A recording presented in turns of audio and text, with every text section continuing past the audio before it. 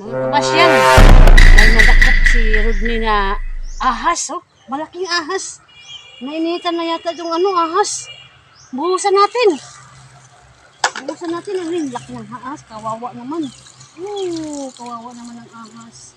Nainitan na. Laki naman ng ahas ito.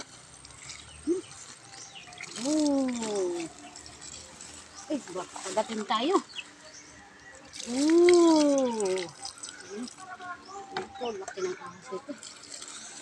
Tayo, distansya kay baka pagatin tayo. Yan, oh. Hindi na yan nainitan ng ahas. Tangi!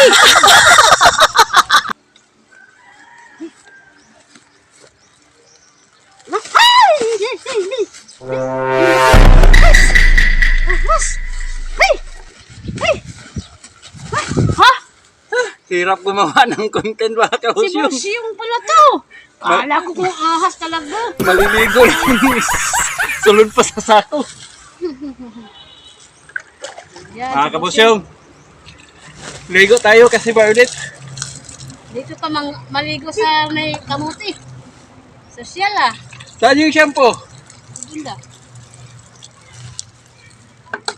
Ubusin mo muna.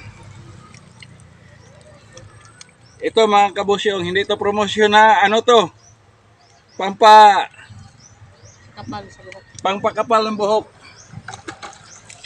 Pero di pa rin kumapal yung buhok ko.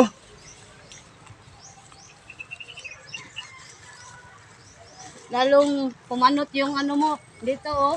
Tingnan nyo. Akala nila kung ano na yung nandun sa sako. Akala nila ahas na. Mag-ano sana kami ng ahas, mag-alaga. Kaso lang, Nakakatakot naman yung ahas. katakot. Sa sa kulay pa niya. Wala na. Nakakatakot na.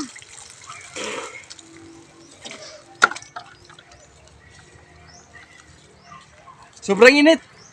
Grabe, sarap dito magtampisaw, no? Tampisaw sa balon. Sige, kalot niyo.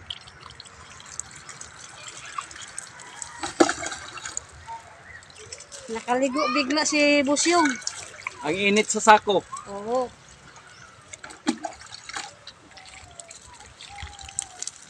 Ayun pa tayo niya, ding. Shout out sa mga followers kong, mga mababait na mga followers. Thank you, love you. Ito pala ang balon na ginawa namin mga kabusyong, no? Ang linaw ng tubig at saka malamig. Nakakaligo na kami ng maayos. Di tulad noon na parang nagbabudget kami ng tubig dahil walang agas naman yung water district dito sa amin.